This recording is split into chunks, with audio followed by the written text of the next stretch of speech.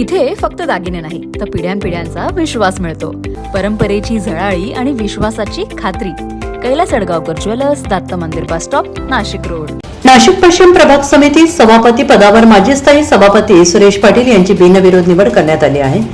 प्रभाग 7 मधून निवडून आलेल्या सुरेश पाटील यांचा एकमेव अर्ज पश्चिम प्रभाग समिती सभापती पदासाठी प्राप्त झाल्याने त्यांची बिनविरोध निवड करण्यात आल्याने पीठासन अधिकारी अजय मोरे यांनी जाहीर केले. या निवडीनंतर महापौर हिमगौरी आहेर आडके यांनी स्थायी समिती सभापती मच्छिंद्र सानप, उपमहापौर विलास शिंदे, शिवसेना गटनेते अजय बोरस्ते, शहर अध्यक्ष सुनील केदार, गटनेते श्याम बडोदे आदींनी सुरेश पाटील यांना पुष्पगुच्छ देऊन सत्कार केला.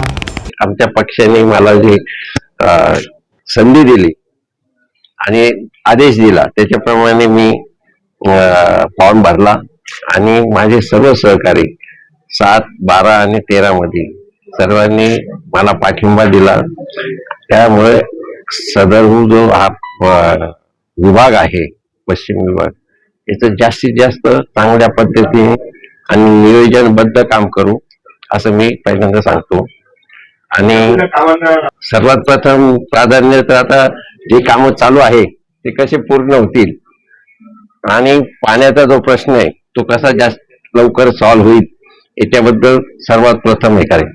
नंतर दुसरे म्हणजे आपल्या इथे अतिक्रमण हा फार मोठा विषय आहे. ते सुद्धा तसं आम्ही 7 मध्ये चालूच केलेलं आहे की जिथे बाजार भरायचा, भाजी बाजार, पण तो चुकीच्या पद्धतीने भरायचा.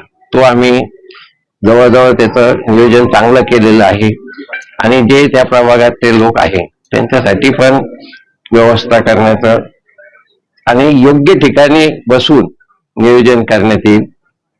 आमचं पुढे असा एक धोरण आहे की शेतकरी जे बाहेरून येतात त्यांच्यासाठी सुद्धा आहे ना अशी एक जागा शोधून त्यांना दर रविवारी फक्त त्यांनी आपला जो काही माल आहे तो जर योग्य ठिकाणी जर हे केलं तर नागरिकांची पण चांगली सोय होईल.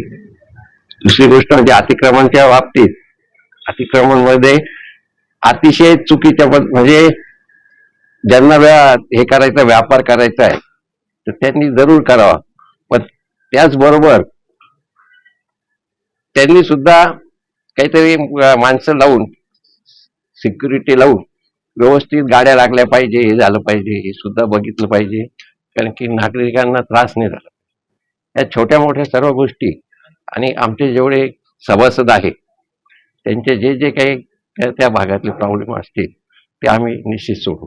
एनसीएन न्यूजसाठी रोहन धनी, नाशिक.